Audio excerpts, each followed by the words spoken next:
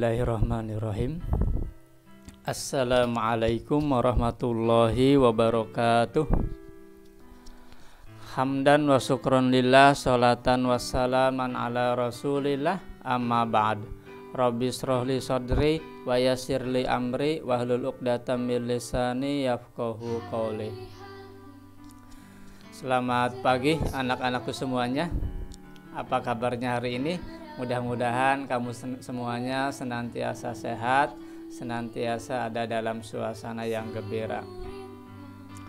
Bertemu kembali dalam program Belajar dari Rumah, sebuah video pembelajaran suplemen yang dibuat dalam rangka mendukung pembelajaran jarak jauh bagi anak-anakku semuanya. Masih bersama Mang Guru Mumu, guru yang akan membersamai kamu semuanya selama belajar jarak jauh dari rumah. Kali ini kita akan melanjutkan pembelajaran kita masih di tema 4, sehat itu penting. Alhamdulillah kita sudah masuk ke subtema 2. Pada subtema 2 ini kita akan bicara mengenai gangguan kesehatan pada organ peredaran darah anak-anakku semuanya. Diawali dengan pembelajaran 1 dan 2. Baik anak-anakku semuanya, tanpa berlama-lama mari kita mulai saja pembelajaran kita pada pagi hari ini.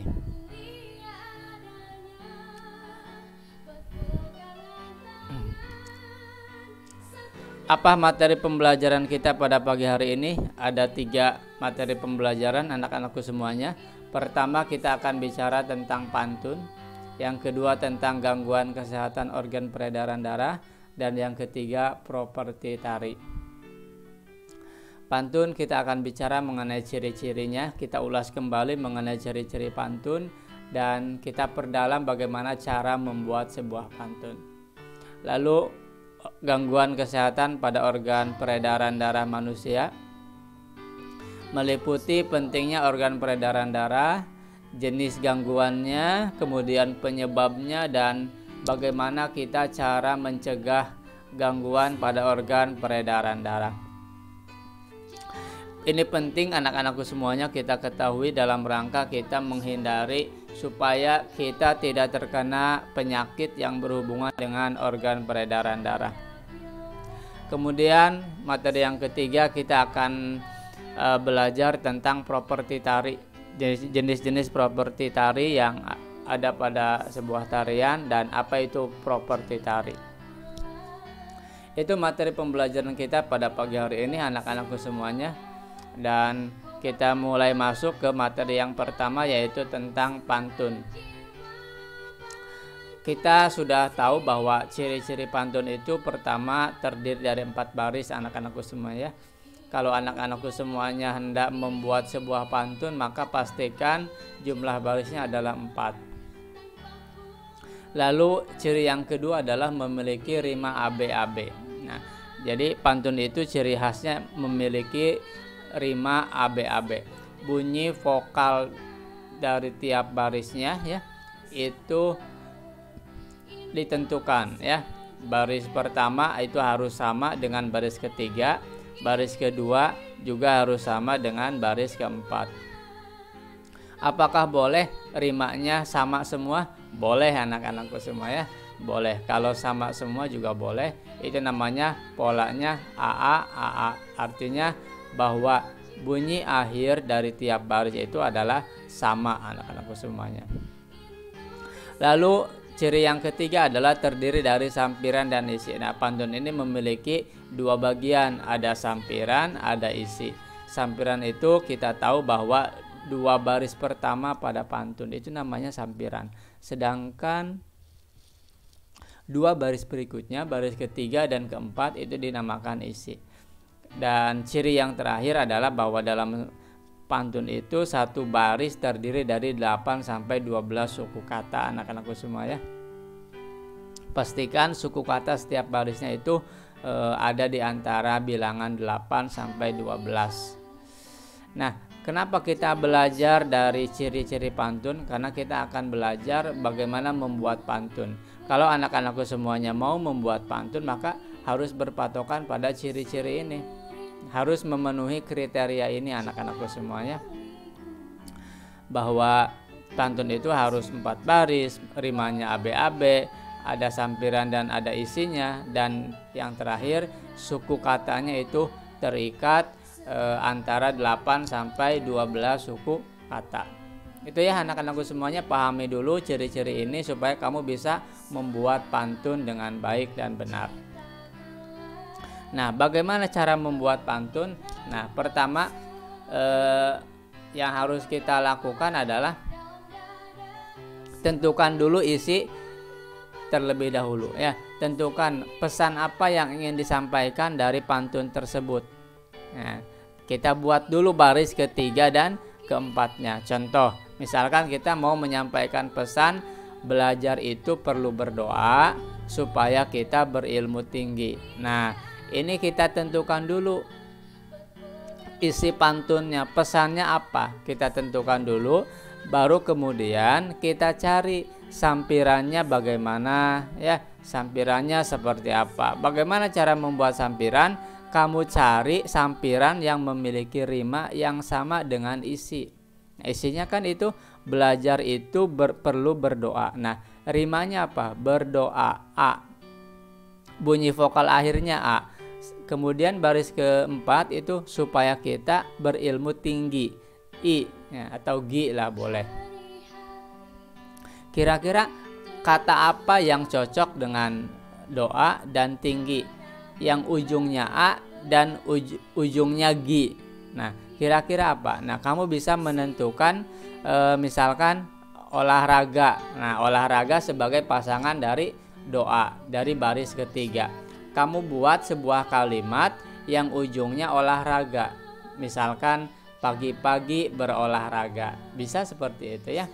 Atau kamu ganti dengan kata lain juga boleh ya. Misalkan kamu cari kata misalkan nama seseorang ya, nama seseorang Angga misalkan ya, ujungnya Angga, boleh silahkan. Yang penting rimanya sama A ya. Misalkan pakai nama apa, pokoknya nama yang ujungnya A ya, silahkan, bebas lah. Atau pakai kata lain juga, yang penting ujungnya adalah A. Kamu cari ya, kamu cari kata tersebut lalu kamu buatkan kalimatnya. Nah, baris kedua itu harus sama dengan baris keempat supaya kita berilmu tinggi, ujungnya G. Kira-kira apa? Kata apa yang sama dengan kata tinggi rima akhirnya? Misalkan kita ambil apa itu? Lari, I. Lari kan I juga ujungnya ya. Tinggi itu kan ujungnya I.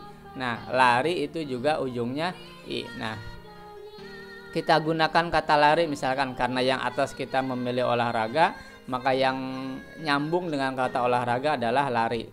Keliling kampung berlari-lari. Nah, sehingga jika dipadukan pagi-pagi berolahraga, keliling kampung berlari-lari. Belajar itu perlu berdoa supaya kita berilmu tinggi. Nah, ini sudah sesuai anak-anakku semuanya, sudah memenuhi ciri pantun. Cirinya pertama memiliki 4 baris, betul tidak? Betul ya, terpenuhi. Lalu yang kedua rimanya AB-AB.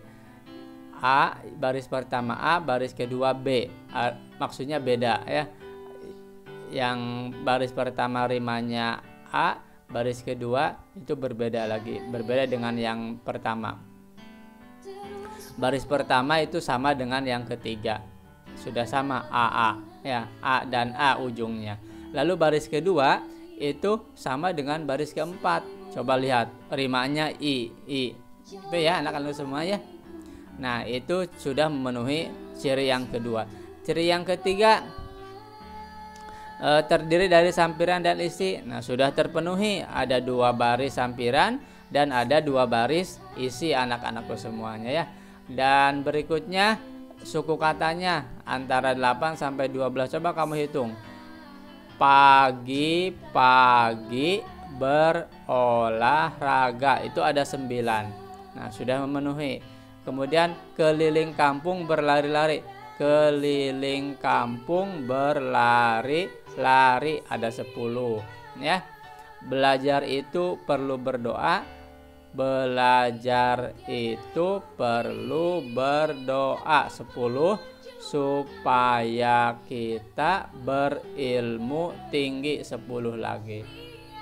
Itu ya anak-anakku semuanya. Jadi pastikan jumlah suku katanya antara 8 sampai 12 suku kata. Nah, ini cara membuat pantun anak-anakku semua ya. Jadi kamu buat dulu isinya, tentukan dulu pesan yang mau disampaikan apa, baru kemudian kamu buatkan sampirannya anak-anakku semuanya. Sampirannya tentu harus sesuai dengan isinya. Nah, terutama yang berkaitan dengan rima. Nah, ini rima akhirnya ini harus sesuai anak-anakku semuanya. Itu anak-anakku semuanya cara membuat pantun. Berikutnya contoh pantun. Nah, ini setelah kamu tahu cara membuatnya, Bapak kasih contoh supaya ada perbandingan ya. Contohnya bisa kamu lihat. Saat malas tak bertenaga, jangan diam seperti patung. Ayo kita berolahraga, bersepeda keliling kampung. Nah, coba perhatikan, memenuhi syarat tidak dengan ciri-cirinya? Ada 4 baris terpenuhi. Coba rimanya lihat. Saat malas tak bertenaga, ujungnya A ya. Rimanya A. Jangan diam seperti patung ya, rimanya ung. Ayo kita berolahraga, A lagi. Bersepeda keliling kampung, ung lagi. Nah, itu kan berarti rimanya AB. Baris pertama berbeda dengan baris kedua, tapi baris pertama sama dengan baris ketiga, baris kedua juga sama dengan baris keempat. Paham anak-anakku semuanya? Oke, itu ya contohnya. Contoh kedua, saat malas tak bertenaga, jangan diam seperti pagar. Nah, ini baris keduanya beda. Kalau tadi seperti patung, sekarang seperti pagar. Sebaiknya lakukan olahraga agar peredaran darah menjadi lancar. Nah, pagar lancar. Ini kan senada ya, satu rima. Nah, kamu buat seperti itu. Pesannya apa? Lalu kamu tentukan sampirannya anak-anakku semuanya. Paham sampai sini? Oke, paham ya. Nah, sekarang kamu lihat isi pantun ini tentang apa. Isi pantun ini bercerita tentang saran untuk berolahraga anak-anakku semuanya, dalam rangka menjaga kesehatan diri, menjaga kesehatan badan, terutama organ peredaran darah kita. Jantung kita harus kita jaga anak-anakku semuanya ya. Kenapa kita harus menjaga kesehatan, menjaga peredaran darah? Nah, saat ini banyak sekali penyakit-penyakit yang berbahaya, yang mematikan. Salah satunya adalah penyakit jantung anak-anakku semua ya. Dan penyakit jantung ini tidak hanya menyerang orang dewasa, tidak hanya menyerang orang-orang tua, tapi menyerang anak muda ya. Anak-anak seperti kita juga, seperti kamu maksudnya bukan seperti kita ya. Anak-anak seperti kamu juga itu rentan terkena penyakit jantung anak-anakku semuanya. Apa Pak penyebabnya? Nah, penyebabnya itu karena pola hidup yang tidak sehat ya, pola hidup yang tidak sehat, atau mungkin juga bisa faktor keturunan. Nah, bicara soal pentingnya organ peredaran darah, ini ada hubungannya dengan darah. Ada hubungannya dengan fungsi darah. Kenapa kita harus menjaga organ peredaran darah? Supaya darah dalam tubuh kita mengalir dengan lancar anak-anakku semuanya ya. Supaya peredaran darah kita lancar. Kalau peredaran darah kita lancar, maka kesehatan kita insya Allah akan terjaga dengan baik. Kenapa sih peredaran darah kita harus lancar? Memang ada apa dengan darah? Nah, kamu perlu tahu bahwa banyak sekali fungsi dari darah. Nah, darah yang ada dalam tubuh kita itu bukan sekedar cairan, bukan sekedar cairan yang berwarna merah tanpa arti, tanpa fungsi. Ada banyak fungsi yang dimiliki oleh darah. Ya, kenapa darah harus terus mengalir? Ya, kenapa tubuh kita ada darahnya itu ada rahasia luar biasa ya. Allah menciptakan darah dalam tubuh kita, bagaimana darah bisa mengalir ya secara otomatis di dalam tubuh ini, mengalir dari jantung ke seluruh tubuh, kembali ke jantung, lalu dialirkan ke paru-paru, kembali lagi ke jantung, terus seperti itu. Itulah tugas darah, dia mengaliri seluruh tubuh kita. Kenapa darah berjalan-jalan di dalam tubuh kita? Ada apa sih dengan darah? Ternyata darah itu adalah sebagai alat angkut anak-anakku semuanya. Darah itu seperti mobil ya, mobil truk yang mengangkut bahan makanan. Darah itu membawa makanan dari jantung ke seluruh tubuh, kembali ke jantung. Dia mengangkut semua jenis makanan, mengangkut sisa-sisa makanan ya, sisa-sisa metabolisme tubuh kita, diantarkan ke posnya masing-masing anak-anakku semua ya. Bagaimana jadinya kalau tubuh kita tidak ada darahnya? Maka sirkulasi di dalam tubuh kita tidak akan berjalan ya. Apa saja yang diangkut? Pertama, sari-sari makanan tadi Bapak sebutkan ya. Yang kedua, oksigen. Nah, oksigen itu diangkut oleh darah ke seluruh tubuh. Tubuh kita ini membutuhkan oksigen anak-anakku semuanya ya. Seluruh bagian tubuh kita membutuhkan oksigen, sehingga ketersediaan oksigen itu harus dipasok dengan baik, harus dipastikan sampai ya. Nah, siapa yang menyampaikan, siapa yang mengangkut oksigen? Itu tugas darah anak-anakku semuanya. Darah mengangkut oksigen dari paru-paru ke seluruh tubuh. Lalu sisanya ya, sisa dari pembakaran itu yang disebut karbon dioksida kembali diangkut oleh darah ya, dibawa lagi ke paru-paru, ditukar lagi dengan oksigen, terus seperti itu ya.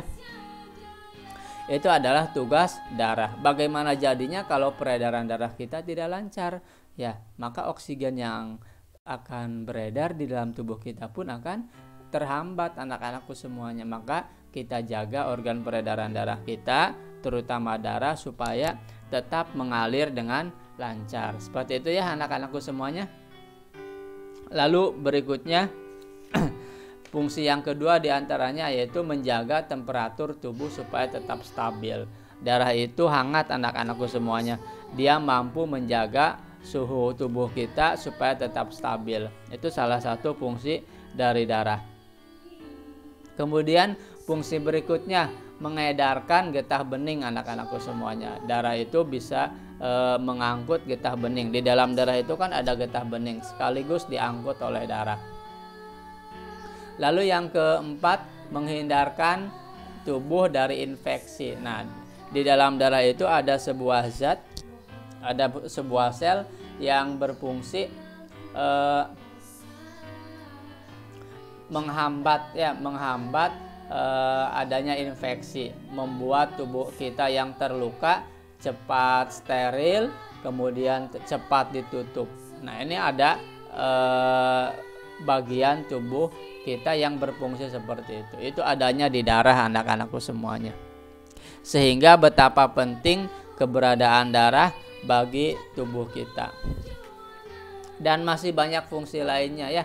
Fungsi lainnya seperti misalkan mengatur keseimbangan asam basa ya, mengangkut cairan ya, air ke seluruh tubuh, itu juga sama.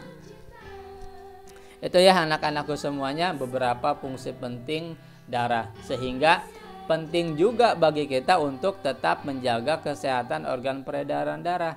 Siapa yang memompa darah sehingga bisa mengalir? Yaitu jantung. Maka kita jaga kesehatan jantung ya. Di mana darah mengalir? Di pembuluh darah. Maka dari itu kita jaga kesehatan pembuluh darah, jangan sampai pembuluh darahnya menyempit. Bagaimana jadinya kalau jalan darahnya sempit? Nah, darahnya bisa keluar, darahnya bisa terhambat ya, bisa membengkak bagian pembuluh darah yang lainnya, sehingga bisa menimbulkan beberapa jenis penyakit. Itu ya anak-anakku semuanya beberapa fungsi aliran darah fungsi darah supaya tetap stabil, supaya tetap lancar mengalir di dalam tubuh kita. Nah, bicara soal gangguan pada organ peredaran darah, tadi Bapak menyebutkan bahwa banyak faktor yang bisa membuat tubuh kita mengalami gangguan, mengalami berbagai penyakit yang berhubungan dengan organ peredaran darah. Di antaranya bisa kita golongkan menjadi 2 jenis. Pertama, ada penyakit atau gangguan yang berdasarkan faktor keturunan anak-anakku semuanya.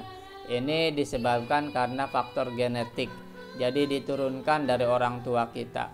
Ini tidak bisa kita hindari. Ini berhubungan dengan takdir kita, ketentuan yang harus kita dapatkan, karena ini sifatnya adalah keturunan, jadi diturunkan dari orang tua kita, anak-anakku semuanya ya.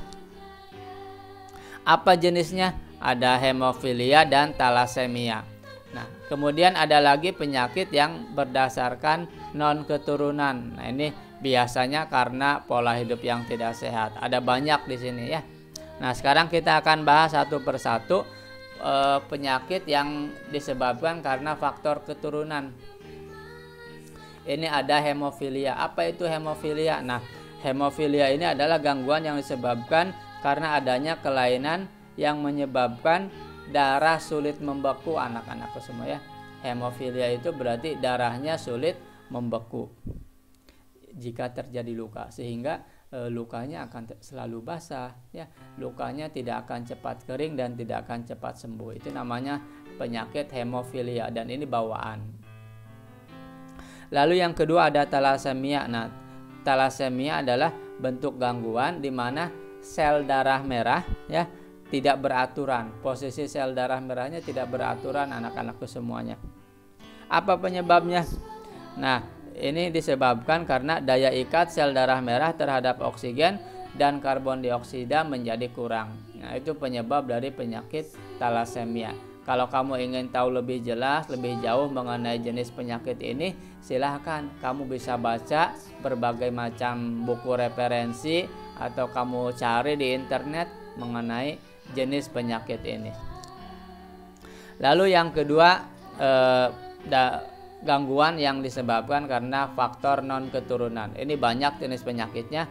Ada anemia, ada tekanan darah rendah atau hipotensi, ada tekanan darah tinggi atau hipertensi, ada kanker darah, ada jantung koroner.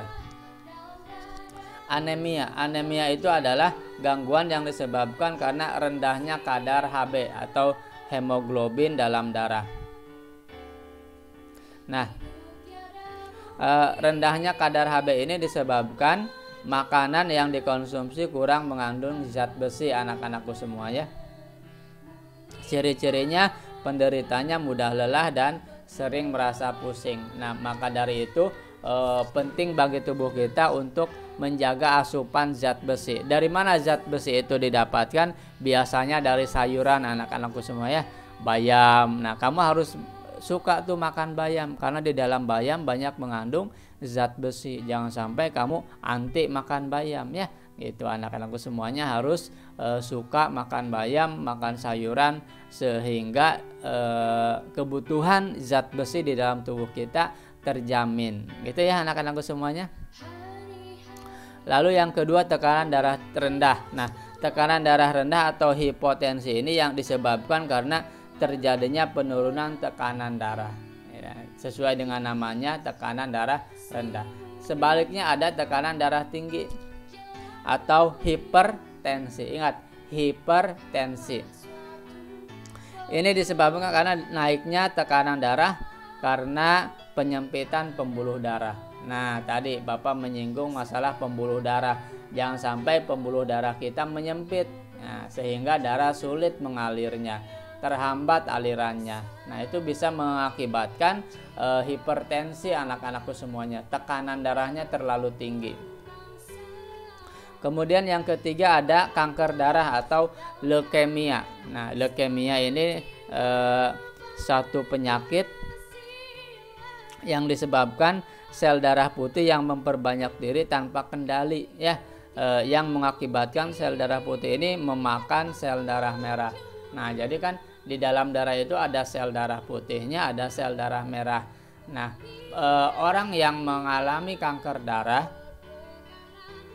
orang yang mengalami gangguan yang disebut kanker darah atau apa tadi namanya, leukemia, itu di dalam darahnya terjadi pertumbuhan sel darah putih yang tidak beraturan, yang terlalu tinggi, yang tidak terkendali pertumbuhannya, sehingga si sel darah putih ini memakan sel darah merah. Nah, ini yang dimaksud dengan kanker darah atau leukemia. Kemudian yang berikutnya ada penyakit jantung koroner. Nah, ini yang sering disebut orang penyakit jantung. Nah, nama lengkapnya adalah jantung koroner. Apa penyebabnya? Penyebabnya karena penumpukan lemak darah ya atau kolesterol pada arteri koronaria.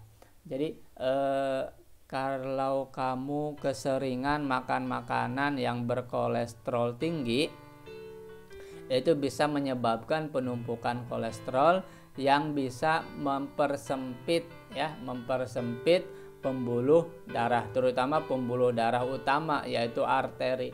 Nah, kamu harus bisa menjaga asupan makanan kamu tetap sehat, tidak memakan makanan yang mengandung kolesterol yang berlemak ya itu. Jadi kunci supaya kita bisa menghindari berbagai macam jenis gangguan pada organ peredaran darah ini adalah dengan menerapkan pola hidup sehat. Itu ya anak-anakku semuanya, setelah kamu tahu jenis-jenisnya, penyebabnya, maka kita harus bisa mencegahnya. Bagaimana cara mencegahnya? Nah, setidaknya ada 3 cara yang bisa kamu lakukan. Pertama, makan makanan yang bergizi.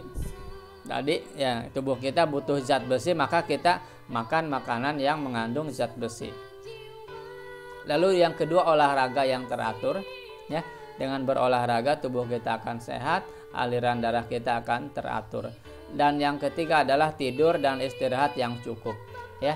Tidurnya yang cukup, istirahatnya yang cukup, jangan sampai terlalu banyak main ya sehingga lupa dengan istirahat. Itu ya anak-anakku semuanya. Dan untuk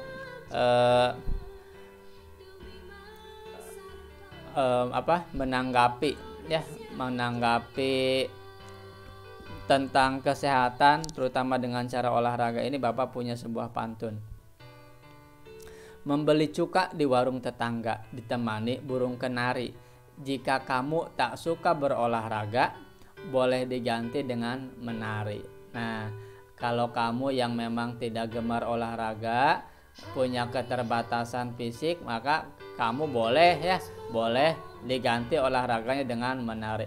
Menari juga sama, menggerakkan badan itu termasuk olahraga anak-anakku semuanya ya. Bagi yang tidak gemar olahraga di luar ruangan misalkan ya, boleh diganti dengan kegiatan menari. Nah, menari ini juga bermanfaat seperti olahraga karena dengan menari kita menggerakkan tubuh kita, menggerakkan badan kita, dan sehingga organ di dalam tubuh kita akan terjaga ya, akan terlatih dengan baik. Itu ya anak-anakku semuanya, sedikit pesan dari Bapak. Jika kamu tak suka olahraga, boleh diganti dengan kegiatan lain yang menyenangkan, salah satunya yaitu menari. Nah, bicara soal menari, nah kenapa Bapak membuat pantun seperti ini? Karena akan dihubungkan dengan materi berikutnya yaitu tentang properti tari. Coba kamu amati tarian-tarian pada layar. Di sana ada gambar 1, gambar 2, gambar 3. Nah, kita akan belajar tentang properti tari. Coba kamu lihat anak-anakku semuanya, amati alat apa yang dipakai dalam pentas tari pada gambar. Nah, pada gambar tarian yang ada di layar, properti tari apa yang dipakai? Ya. alat apa yang digunakan? Coba lihat gambar 1. Si penari itu menggunakan apa? Ketika menari menggunakan kipas ya. Nah, kipas ini karena digunakan dalam pentas tari maka disebut sebagai properti tari. Nah, gambar 1 ini properti tarinya adalah kipas anak-anakku semuanya. Gambar kedua itu apa yang digunakan? Nah, itu tombak ya. Nah, tombak sebagai properti tari. Lalu pada gambar ketiga apa yang digunakan di sana? Iya, tepat sekali. Gondewa atau panah anak-anakku semuanya ya. Nah, tarian-tarian ini menggunakan berbagai alat, menggunakan berbagai macam properti untuk digunakan sebagai properti atau alat bantu. Sehingga apa itu properti tari anak-anakku semuanya? Nah, maka kita bisa mengambil sebuah kesimpulan bahwa properti tari itu adalah benda-benda yang digunakan sebagai alat bantu dalam pementasan tari. Ya, itu namanya properti tari. Kamu bisa menuliskan pengertian properti tari itu bahwa properti tari adalah benda-benda yang digunakan sebagai alat bantu dalam pementasan tari. Paham anak-anak semuanya? Oke, gitu ya. Nah, itu kaitan dengan properti tari. Kita nanti akan belajar lebih jauh lagi tentang properti tari ini. Sekarang kita hanya baru mengenal saja ya, menentukan, mengidentifikasi properti tari pada sebuah tarian. Ada banyak tarian dan ada banyak properti tari yang bisa digunakan. Gitu ya anak-anakku semuanya. Sesuai dengan namanya, misalkan ada tari piring, maka propertinya pasti menggunakan piring. Seperti itu. Baik anak-anakku semuanya, itu saja materi kita pada pagi hari ini. Bapak mengucapkan banyak terima kasih kepada kamu yang sudah setia menemani Bapak menonton video pembelajaran ini. Dan Bapak juga memohon maaf jika dalam penyampaian ada banyak kekeliruan, ada banyak kata-kata yang sulit dipahami ya. Silahkan kalau kamu belum paham, tonton ulang videonya ya, jangan bosan. Dan kita juga berdoa semoga pandemi ini segera berakhir. Kamu jaga protokol kesehatan supaya kita segera bisa keluar dari pandemi ini dan kembali ke sekolah, belajar tatap muka di sekolah ya. Kita kembali bertemu dalam suatu ruangan kelas dan kita bisa belajar bersama-sama di sana. Nah, saat ini karena masih pandemi, kamu tetap di rumah, jaga kesehatan, patuhi protokol kesehatan, ingat 3M, memakai masker, menjaga jarak dan mencuci tangan. Dan untuk mendukung video pembelajaran ini silahkan kamu share, kamu like, kamu komentari. Yang belum subscribe silahkan di subscribe dan nyalakan lonceng pemberitahuannya.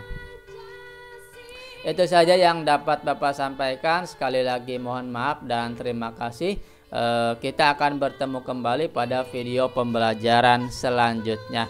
Untuk mengakhiri pertemuan kita, Bapak tutup dengan ucapan wallahul muwaffiq ila aqwamit thoriq. Wassalamualaikum warahmatullahi wabarakatuh.